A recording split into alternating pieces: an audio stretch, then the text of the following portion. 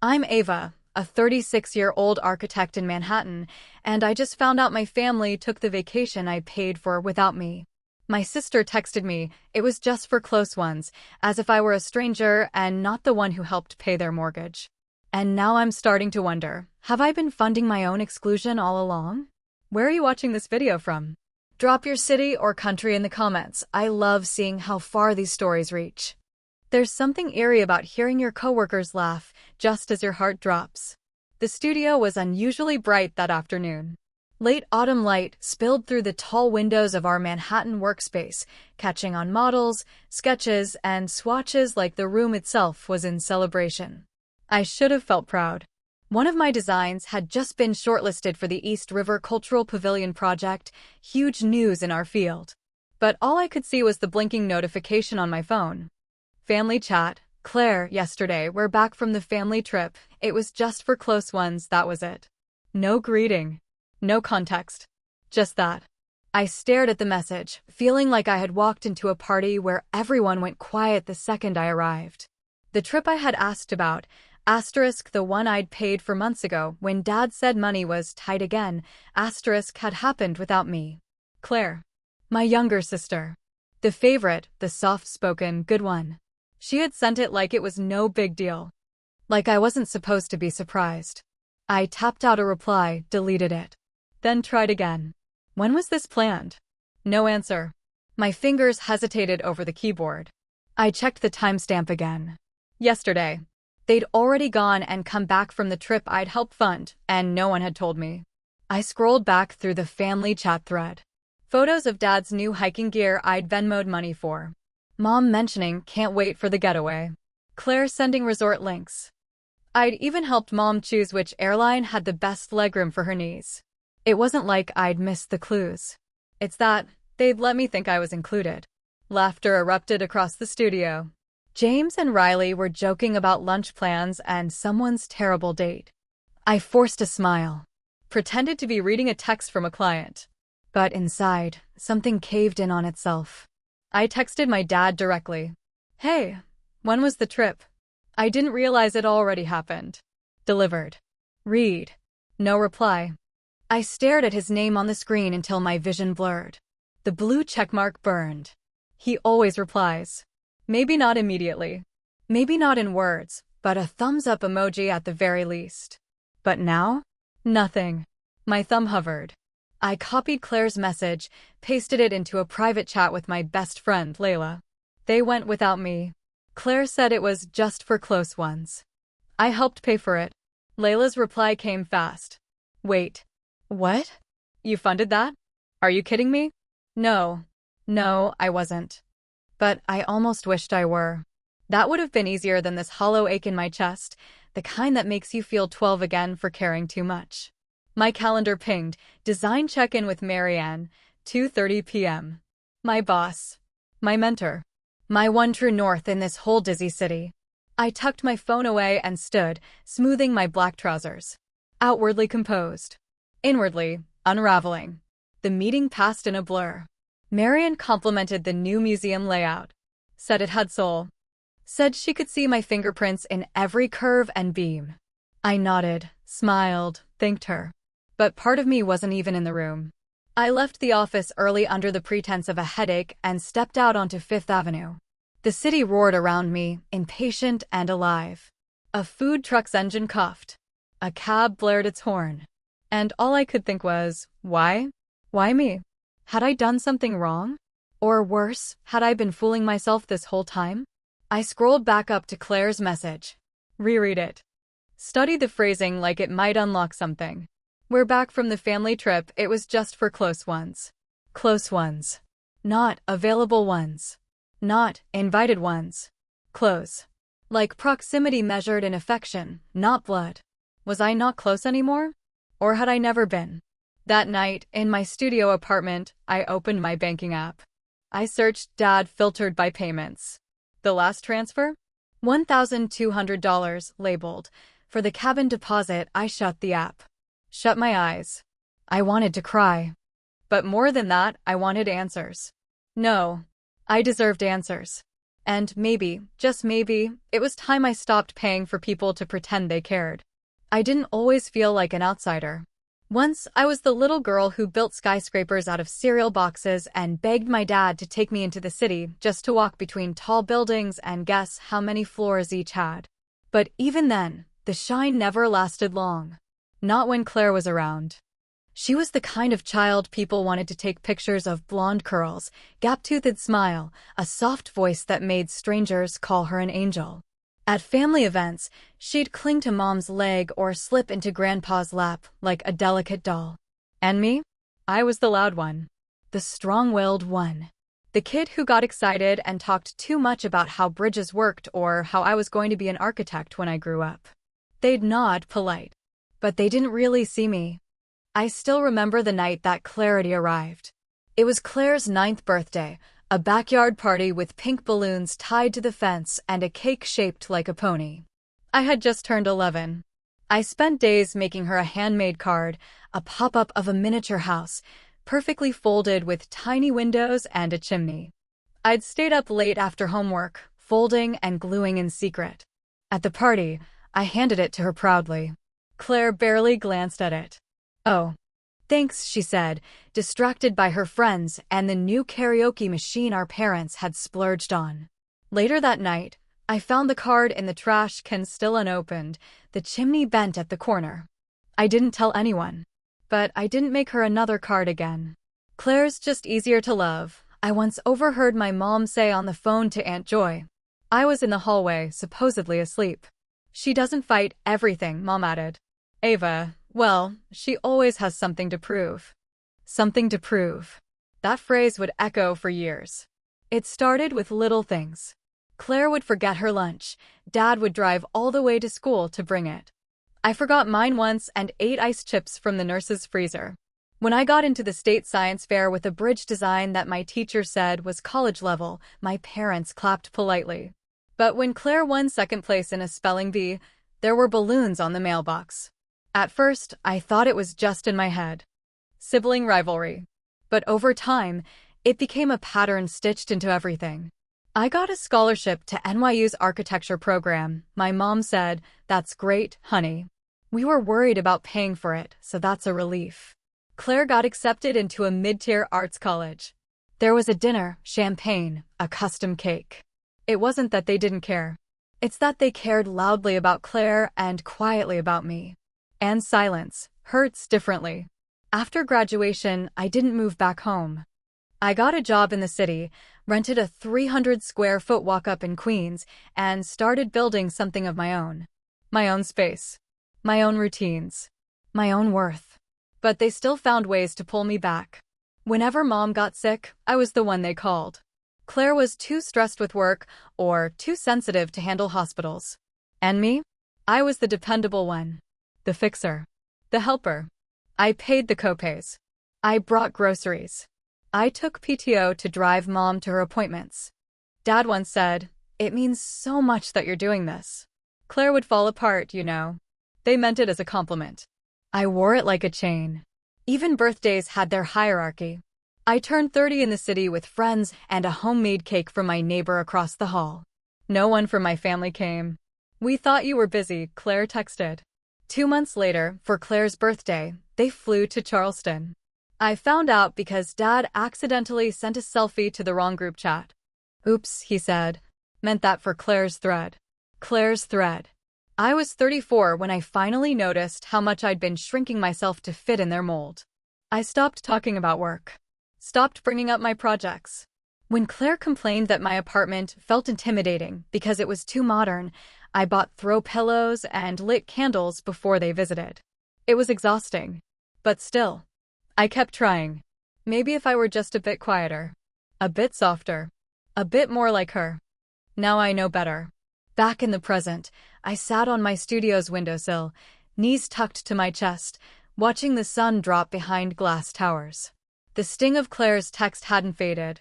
It had only grown sharper with memory. This trip, they hadn't just excluded me. They'd erased me. And worse. I'd paid for the erasure. Was it always going to be like this?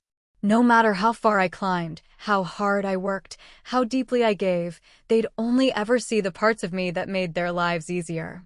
Not the real me. Not the version that builds and breaks and bruises and still comes back trying to help. I picked up my phone again, scrolled to the family thread, typed one word, noted, and then I muted the chat. It started with good intentions. Most traps do. 5 years ago, Mom called me crying. It was a Tuesday, I remember, because I just pulled an all-nighter preparing for a museum pitch and still had marker ink on my palm when I answered. "Ava, it's the house," she whispered. "We might lose it." They were 2 months behind on the mortgage. Dad's contractor job had dried up, and Mom's medical expenses had ballooned after her knee replacement. Claire had just quit her job again to figure things out. I was exhausted, sleep-deprived, still wearing the heels from yesterday. But I didn't hesitate. "How much do you need?" I asked. And that's how it began. $800 for the backlogged utility bills. $4,000 for the mortgage cushion. Then came the just until we're back on our feet auto pay I set up for $600 every month, so they'd never miss another payment. Mom cried. Dad said, "You're saving this family, sweetheart." And Claire? She texted a single emoji, folded hands. It felt good then. Like maybe finally I was needed. Important. Close. But months turned into years. No one ever said, "Let's revisit the arrangement." No one said, "You've done enough." The payments kept coming out like clockwork. Not a single pause. Not a single thank you after year one. And me? I didn't stop them. Not really. I told myself I was being helpful. That money was just money. That if this kept them stable, it was worth it. Except, it wasn't. Because somewhere between just until we're stable and just for close ones, I became less than family. I became a resource. A line item on their survival. And when I tried to pull back, gently, subtly, just asking if we could talk about the arrangement. Silence. I emailed Dad last spring, "Hey, just wanted to check if you're still needing support each month. Happy to revisit our setup if things are smoother now." No reply. Follow up 2 weeks later, just checking in on my last email, "Let me know when you have time to talk." Nothing. I even asked Mom directly one night, during a call that Claire dropped into halfway through. "Mom," I said, "are you still needing help with the mortgage every month?" She sighed. "Let's not get into money talk, Ava. It's always so transactional with you." I blinked. Transactional? Claire chimed in then. "Honestly, Ava, can't you just be generous without expecting things in return?" That silenced me. For weeks. Because yes, I had been generous. But maybe I'd made a mistake thinking generosity meant giving endlessly, silently, without question or consent. And now? Now they'd gone on the very trip I funded, without me, and told me I wasn't part of the close circle. I opened my bank app again. Pulled up the monthly auto payment. $600, still labeled, family, mortgage, help, red heart. The heart felt like a punch. I hovered over cancel, but didn't press it. Not yet. Instead, I opened my desktop and pulled up a spreadsheet I'd created last year but never finished. Support given, breakdown. It had 2 tabs, monthly and emergency. I filled in the numbers from my statements. Month after month. Year after year. It was over $36,000. Not including groceries. Not including travel for Mom's surgery. Not including the designer recliner I bought when Claire said Mom deserved something comfy for recovery, $36,000. I stared at the total for a long time. Then added one more row, respect received in return, $0. 0 somewhere between grief and rage. I laughed. A bitter, silent kind of laugh. The kind that only happens when you've held your breath too long and finally realize no one was ever going to offer you air. That night, I didn't call anyone. Not Claire. Not Mom. Not Dad. But I did call Layla.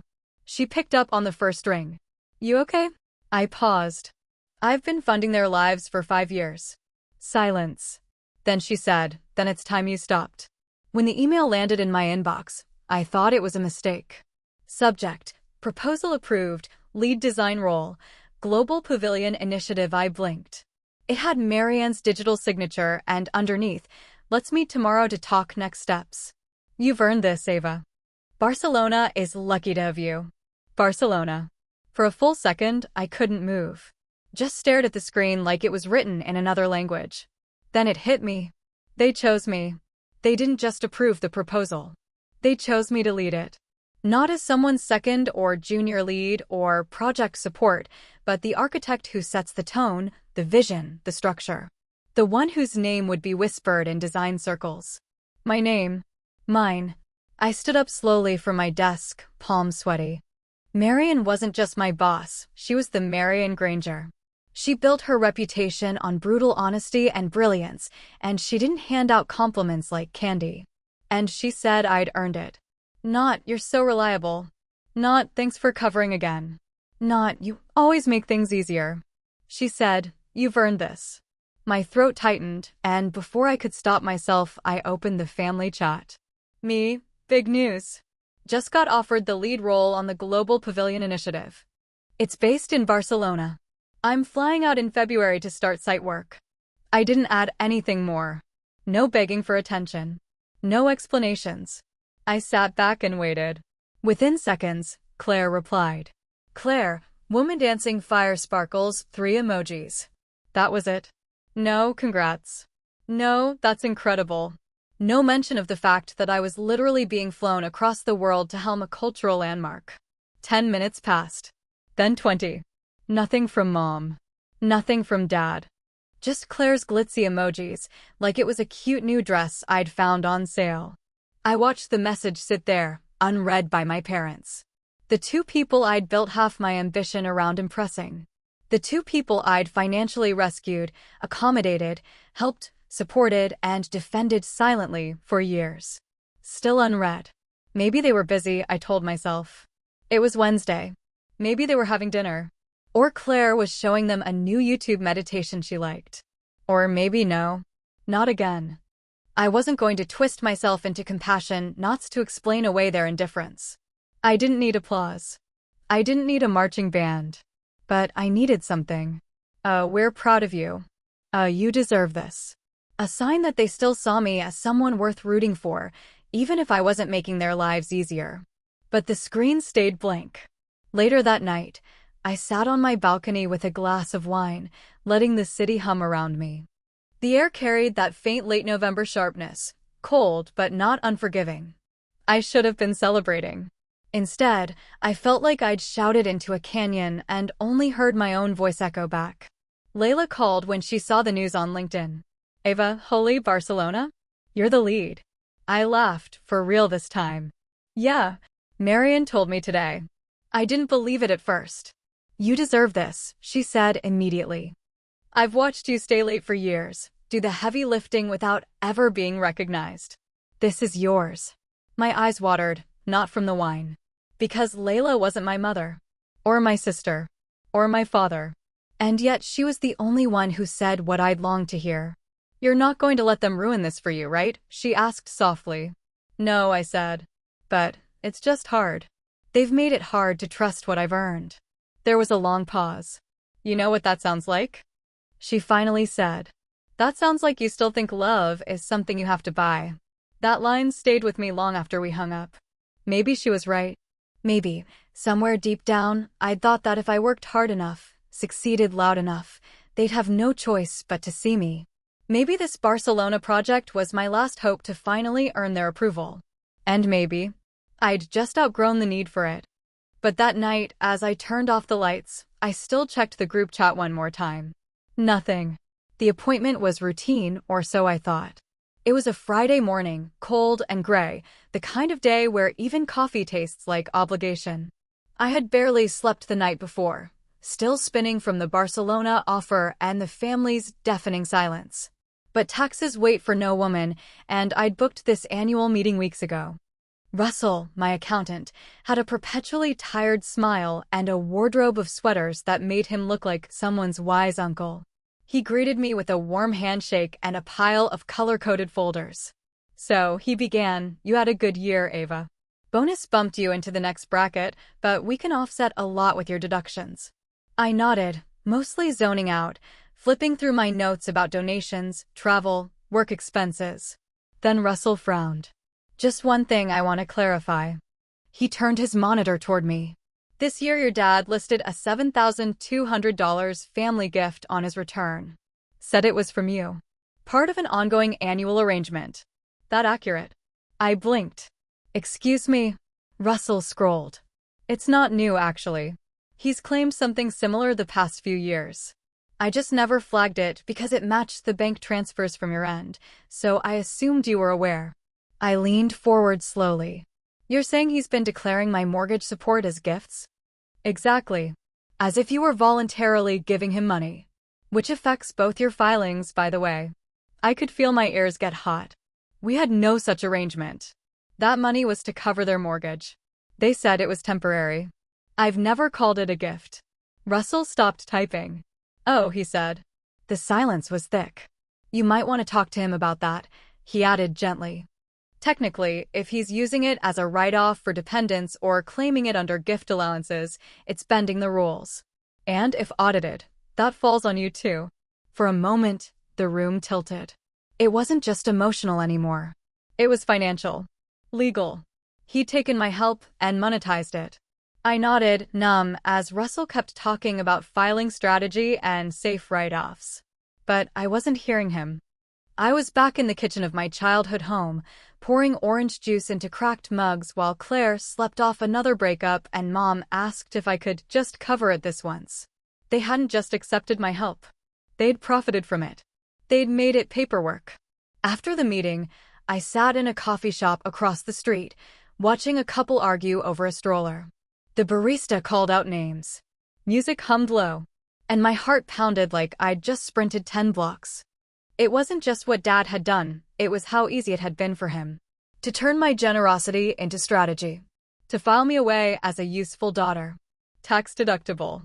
Easily overlooked. Unnecessary to invite to the trip she paid for, but essential come April 15th. The worst part? He hadn't even told me. That night, I opened the shared family folder in my email, the one we used when Mom was sick. I hadn't touched it in a year. I started combing through every receipt, every Venmo, every bank transfer. There were patterns. Small ones at first, odd timing of payments that lined up too perfectly with big purchases Claire had made. A few years ago, I thought I was helping them with medical bills. But right around the same time, Claire posted about a spontaneous girls' trip to Tulum. Had they used my money? Or had they just rerouted it? I felt sick. I scrolled back to last year's files. One note from Dad stood out. Ava's monthly contribution covers us through July. Should be good unless we need another cushion. Contribution. As if I were a donor. I shut my laptop, my chest burning. For so long I thought they just didn't see me. But they did. They saw me clearly. As a financial fixture. Not a daughter. Not a sister. A line on a spreadsheet. And suddenly, the emojis Claire sent on the group chat made perfect sense. That was all I'd earned. 3 emojis.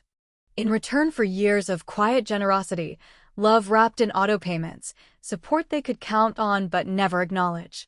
The injustice wasn't just emotional anymore. It was calculated. I didn't cry. Not when I found the receipts. Not when I scrolled through 6 years of transfers labeled, just in case, and help this month. Not even when I realized I'd been taxed on generosity my father claimed for himself. No, I didn't cry. But I did print. Stacks and stacks of transactions, each one a pixel in a portrait I'd been too loyal to see. For the next 3 nights, I stayed up late at my kitchen table, lit only by a cheap desk lamp and the glow of my laptop. Manhattan buzzed quietly outside, but inside my apartment, there was only the sound of paper sliding into folders and a pen scratching across post-its. Claire's messages. Dad's one-line replies. Every email they left unanswered. Every thank you that never came. It was all here. I printed annotated screenshots. Marked every temporary payment. Highlighted the first message from Mom saying, "We'll start paying you back next spring." That spring was 5 springs ago. The folder got thick. Too thick for one binder, so I made 2. Binder 1, Financial Timeline Binder 2, Emotional Labor, that second one more subtle, but just as damning. I copied old birthday texts they never responded to. Emails where I offered to organize Claire's portfolio. Notes where I canceled vacations to help mom during flare-ups. Pictures of house projects I funded. Even screenshots of the thread where Claire once joked that I was the family wallet with Wi-Fi. It wasn't petty. It was clarity. Because it's one thing to feel used. It's another to prove it. My therapist, Jordan, had been suggesting this for months. You keep saying you want accountability, she'd said during one of our earlier sessions. But Ava, have you ever actually laid out the evidence of what you've done for them? I hadn't. I'd minimized it, softened it, dismissed it. I'm just the responsible one, I'd told her. I can handle things better than Claire. It makes sense. But it didn't make sense anymore. Not after the exclusion. Not after the taxes. Not after the silence about Barcelona. During my next session, I brought both binders. Jordan raised her eyebrows. This looks thorough. I exhaled. It is. She flipped through the pages slowly, nodding. You've documented this like a legal case. It feels like one, I said quietly. She looked up. Do you want revenge? No, I said immediately. Then paused. I want distance. But I also want to stop pretending this is normal. She leaned back in her chair. So, what would accountability look like for you? I stared at the binders. It looks like not paying for silence anymore.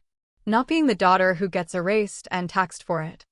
And then, almost without thinking, I said it out loud. I'm drafting a letter. There. It was real. Jordan nodded slowly. A formal one? Yes, I said. I want it to be professional. Clear. No guilt, no anger. Just boundaries. Legal, financial, emotional. I want out. She smiled, not with amusement, but with something close to pride. That's not petty, Ava. That's power. That night, I sat down with a fresh document. Typed in silence. Word by word. Dear Dad, effective January 1st, I will be removing myself from all financial obligations associated with the family mortgage and household support. This includes automatic monthly contributions, emergency supplements, and informal transfers previously agreed upon without a written contract.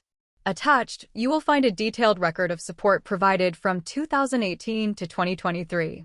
Please direct any further communication regarding financial matters to the family's legal counsel. I will no longer be available for informal arrangements.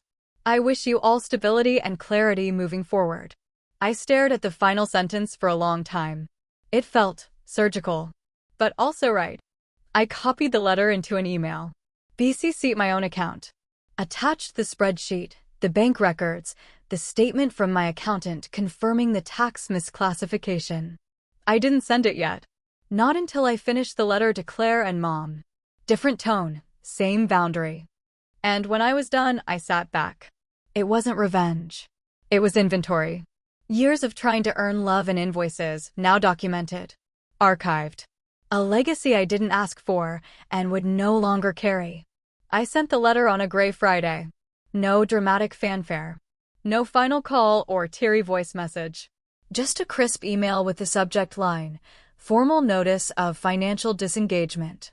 I copied the family's longtime lawyer, Ms. Greenfield, who once helped Mom with her medical documents, and blind copied my own. I hit send. Then closed the laptop. And waited. The rest of that day passed like fog. I met Layla for lunch. Tried to pretend the soup wasn't turning to glue in my throat. Tried to focus on her stories, the way her hands moved when she talked. But all I could hear was silence. No text. No call. Not even a passive-aggressive emoji. I checked the read receipt. Dad had opened it. Claire, too. Still, nothing. That night, I didn't sleep much. I kept waiting for the explosion. The guilt trip. The family group chat erupting into all-caps fury. But nothing came. Saturday passed the same way. Claire posted an Instagram story of a brunch plate. Mom sent an unrelated meme to the chat, something about midlife skincare. My letter hung in the air like a chandelier no one wanted to acknowledge, bright, heavy, impossible to ignore. And then, Sunday morning, 9:06 a.m.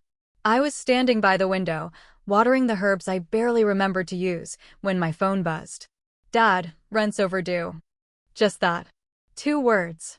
No good morning. No acknowledgement of my letter. No trace of the 5 years I spent covering their bills, cooking when mom was ill, sending cheerful updates they never replied to. Just a shift. A cold one.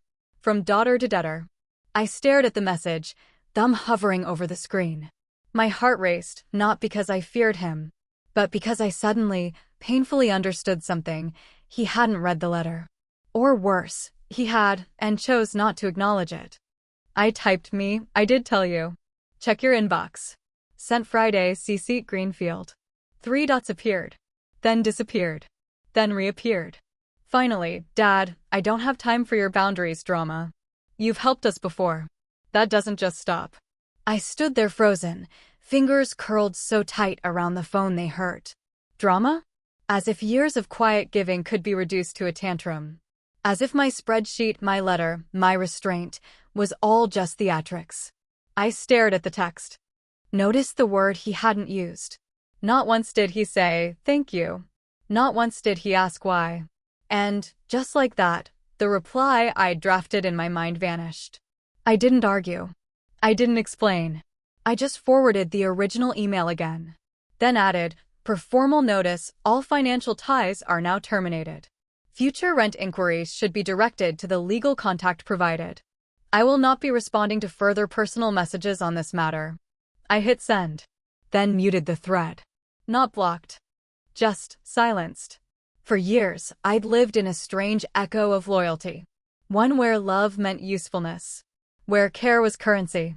Where being the good one meant being the quiet one. And now? I wasn't quiet. I was done. That Sunday afternoon, I walked to the West Side Pier. The wind stung my face, but I didn't mind. I watched the ferry boats bobbing in and out of the harbor, strangers bundled in scarves, the water full of movement and sound. I turned my phone off, sat on a bench, watched the skyline I helped shape in small, hidden ways. No one would know which buildings bore my fingerprints. But I would. I would. Because not everything worth building needs a witness. Some things you build for yourself. I told myself I was going for closure. But as I pulled into the driveway of the house I partially paid for, the truth settled like a rock in my chest. I was going because I wanted them to say it. That they saw me. That they knew. That what they'd done, what they'd taken was real. The siding on the house had been repainted. Pale gray now, with white trim. New porch lights. The rhododendrons I planted for Mom after her surgery were still alive. Claire must have learned to water them. Or maybe they hired someone. I got out slowly. No overnight bag. Just the letter in my pocket and the last thread of patience I hadn't already severed. Before I could knock, the door opened. Claire. Hair curled, lip gloss perfect, expression flat as winter glass. Oh, she said, arms crossing. I figured you might show up. I need to speak to Dad, I said. She tilted her head. About what? You already sent your manifesto. It wasn't a manifesto, I said calmly. It was a boundary. And I'm not going to be ignored anymore. She rolled her eyes. God, Ava. You're always so dramatic. There it was. The phrase that had followed me since middle school, whenever I stood up for myself. Whenever I said the quiet part out loud. Dramatic. Not assertive. Not honest. Not, God forbid, justifiably upset. No. Dramatic. I exhaled through my nose. Where is he? Claire leaned against the doorframe like this was a rom-com misunderstanding. He's watching golf. He's tired, Ava. This whole thing is a lot. For him. I asked, voice sharp. It's a lot for him? She flinched. Just slightly. Then smoothed her expression. You always escalate everything. If you wanted to stop helping, you could have just said so. I did, I snapped. Twice. In writing. And you know it. She didn't answer. Just opened the door a little wider and called inside. Mom, Ava's here. From the kitchen, oh. Put the kettle on. Like we were back in 1999. Like nothing had happened. Claire stepped aside. You coming in, or are we doing the whole angry woman on the porch routine? I walked in. The house smelled like lemon polish and familiarity. Same framed prints. Same couch with the rip in the cushion I'd tried to fix. Same silence where respect should have lived. Mom turned from the sink, smile pasted on. You look thin, sweetie. Are you eating well? Mom, I said. Please. She froze. Her hands trembled ever so slightly as she picked up the kettle. I just want a conversation, I added. No small talk. Just the truth. Claire dropped onto the couch with a loud sigh. Honestly, Ava, you make everything so heavy. It's exhausting. I rounded on her. Exhausting is spending years covering bills no one asked me about. Exhausting is realizing my gifts were tax write-offs. Exhausting is hearing you all went on a trip, my trip, without even telling me. Mom stiffened. That wasn't personal. We thought you were busy. Busy. The same excuse for missing birthdays, ignoring messages, dodging every difficult truth. I laughed. Too busy to be told you were going on vacation? Stop raising your voice, Claire warned. Dad doesn't do well with yelling. Maybe he should have thought about that before treating me like an ATM. That landed. The room went still. Mom set the kettle down. We never asked you to give so much. You didn't have to ask, I said. You expected it. And when I stopped, you got quiet. Then cold. Then accusatory. Why? Because I stopped buying my seat at the table. Mom opened her mouth. Closed it again. Claire stood. You're not the victim, Ava. You're just mad we don't worship you for being so successful. That stopped me. Not because it hurt, but because it was so far from the truth, it was almost funny. This was never about worship, I said slowly. It was about being part of this family. And realizing I never actually was. Claire blinked. Don't be ridiculous. I looked at her, really looked. And for the first time I saw it, she needed me to be the dramatic one. The overreactor. The problem child. The girl with the sharp tone and impossible expectations. Because if I wasn't that, what did that make her? Complicit? Benefiting? Comfortable? I stepped back. I didn't come here to fight. Then don't, Mom said, voice tight. Just come have tea. But I couldn't. Because I saw it now, this house would never hold space for accountability. Only civility. The kind that smiles while erasing you. So I turned around. Walked back to the door. I'm not doing tea, I said softly. And then I left. Back in Manhattan, the silence in my apartment felt different. Not heavy. Not lonely. Just clean. No beeping from group chats. No second-guessing my words.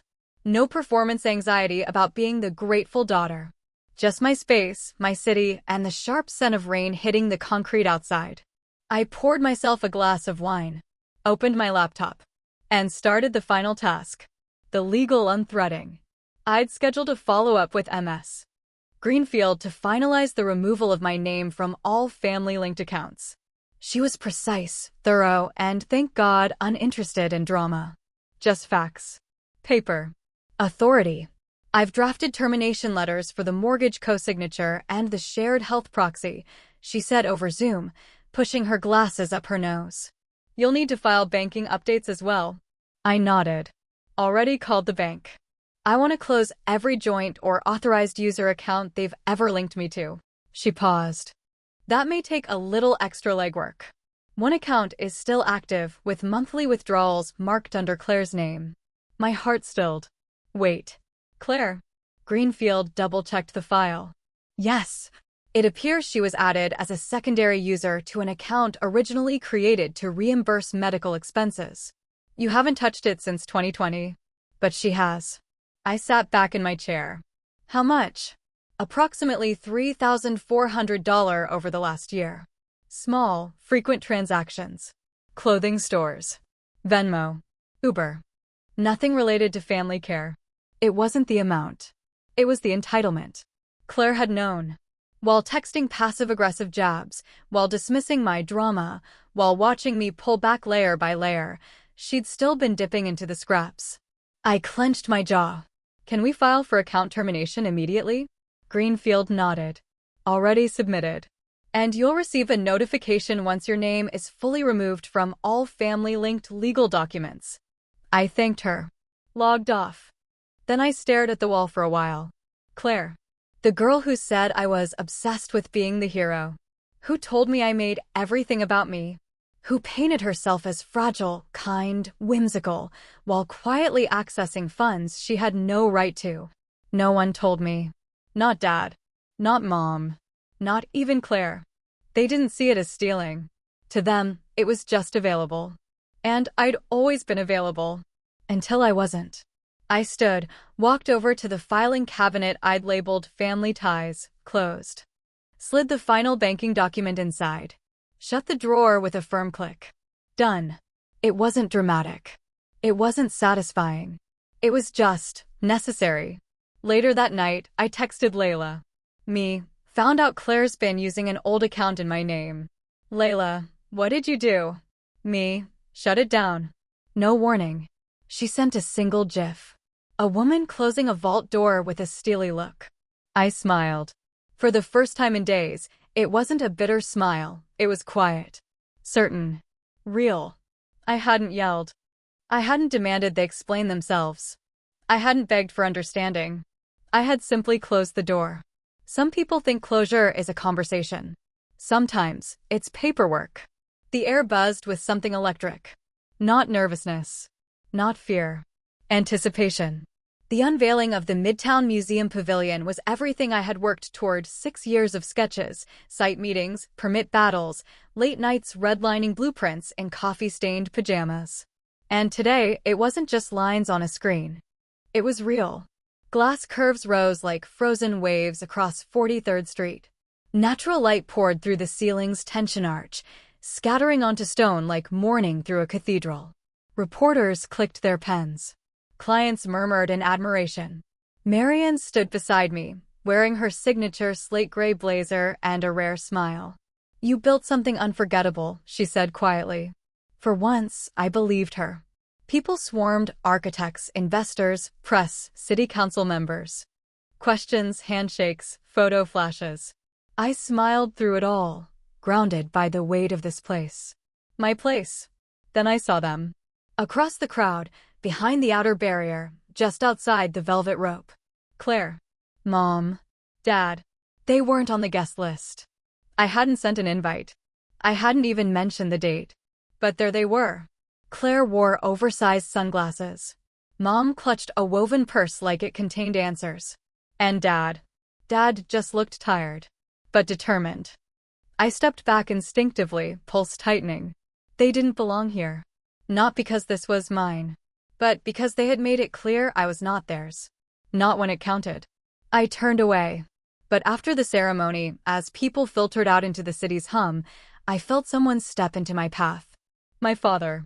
"Ava," he said. Just that. No greeting. No congratulations. No acknowledgement of the crowd or cameras or years of unpaid design hours that led to this moment. "Hi," I replied flatly. He looked at me hard. Then said, "UOS." No build-up. No easing in. Just that. "UOS," he repeated, louder. "After everything we've done for you. Raised you. Sacrificed." The word struck, not like a blade, but like a stone thrown into a deep well. Echoes, but no depth. "I don't owe you anything," I said calmly. He scoffed. "You wouldn't even have made it to college without us." My voice didn't shake. "No. I made it with scholarships. And I paid the rent when you couldn't. Covered the mortgage. Your taxes. Your silence." His jaw tightened. "Don't talk to me like I'm some crook." I reached into my bag. Pulled out the envelope I had brought, not just in case, but because somewhere inside, I knew this moment would come. "I'm not talking," I said. "I'm documenting." I handed it to him. He looked down at it, then back at me. "What's this?" A final statement. Itemized. Every transfer. Every payment. Every record of the support I gave you, and the boundaries I've now made legal. He didn't open it. Just held it, like it burned. I continued. "It's cleared to zero. All ties, financial and otherwise, are now formally severed." He was quiet for a beat too long. Then he narrowed his eyes. "So that's it? You're done with your family?" I looked over at Claire and Mom, watching from a distance like this was some matinee drama. "No," I said. "I'm done funding people who mistake love for leverage." I turned and walked away before he could speak again. Every step felt like reclaiming something I hadn't known I'd lost. I didn't cry, didn't flinch, didn't look back. 3 days passed before the ripple hit the surface. It started as a whisper on an architecture blog, a short blurb under their life behind the design series. An anonymous New York-based female architect recently severed ties with her family after discovering they'd exploited her financial support for years, covertly claiming it as taxable gifts while excluding her from family events funded by her own money. Her notarized statement reveals a quiet epidemic, financial coercion inside successful families, where help is expected and gratitude is optional. No names, no photos. But the details? They were unmistakable. I read it once, then again. I didn't regret submitting it. A month ago, I never would have considered something so public, even under anonymity. But something shifted after that confrontation outside the museum. The phrase "UOS" sat in my chest like wet cement. I'd written the statement weeks before. Not angry, not theatrical, just honest. A timeline, a truth. I sent it to a journalist I trusted, a contact Layla had worked with before. Off the record, I said, if this story is familiar to others, maybe it should be told. Now, apparently, it was. Within hours, the post had migrated to Twitter, then Instagram, then TikTok. A 30-second clip, when your own family uses your generosity against you. Views ticked past 100,000, then 500. The hashtags multiplied. Hashtag silent supporters, hashtag financial gaslighting, hashtag affluent abuse, hashtag UOS. I wasn't the only one. Comments flooded in. My brother controls our mom's bank account and calls me ungrateful when I ask to see statements. Funded my sister's law school. She invited me to the graduation brunch as the photographer. This hit me harder than I want to admit. And then, a message. From a name I hadn't seen in years. Sophie L., my second cousin, one of the few I actually liked as a kid. Her DM read, "Was this you? You don't have to say yes. But if it was, I always wondered. You were the quiet glue. I'm glad you stopped holding it together." I stared at the screen. Not for confirmation, but for the validation I didn't know I'd been waiting for. Not from my parents. Not from Claire. From someone who saw me, not as dramatic, or cold, or stubborn, but as someone who tried, and stopped when it broke her. The next day, an op-ed appeared in The Atlantic.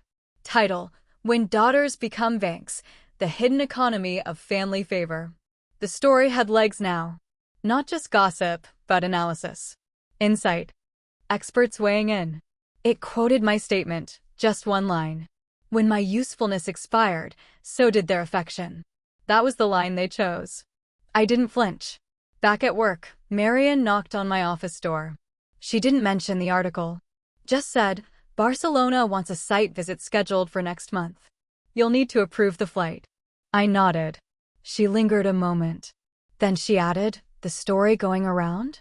Whoever wrote that, they told it right. I met her eyes. She didn't wink. Didn't probe. She just knew. That night, I walked along the East River. Lights reflecting off the water like whispers. No calls from Dad. No texts from Claire. Not even a guilt-laced email from Mom. Just stillness. The kind that follows a storm. The cabin wasn't huge.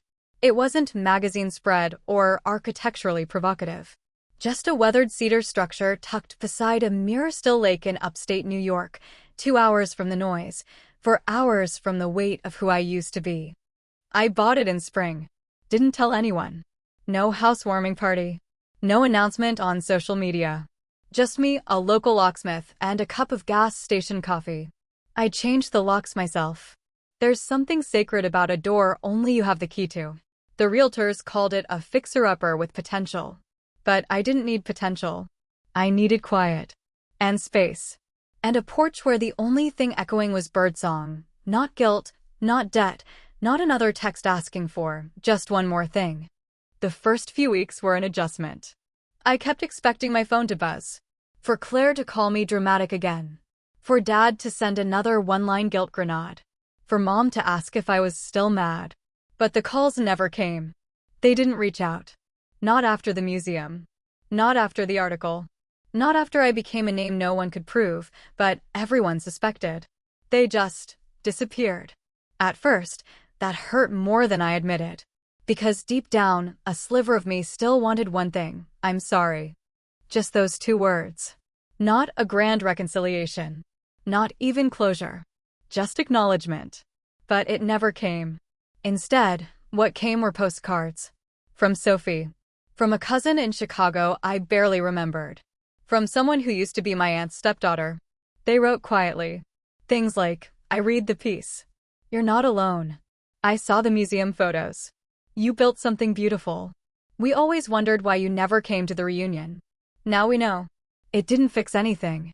But it softened something. Because sometimes family isn't about blood. Sometimes it's about the ones who notice. The ones who believe you without needing every detail. The ones who send you postcards when everyone else sends silence. I never replied. I kept the cards in a box by the window. Occasionally, I reread them on rainy mornings when the lake fog curls in like a ghost and the coffee tastes like memory. I don't send Christmas cards anymore. I don't check the family group chat if it even still exists. I don't wonder what they say about me now. Because what matters is what I say about me. And here's what I say: I built a life. From glass and stone. From steel and silence. From boundaries not broken, but honored. A life that's mine. Fully. Finally. Quietly. And the peace? It's not loud. But it's real. If Ava's story touched you, if you've ever walked away from what broke you and into something better, drop a comment. Don't forget to like, subscribe, and share this story with someone who needs to know. You're allowed to leave. You're allowed to start again. And you never, ever have to buy your place at the table.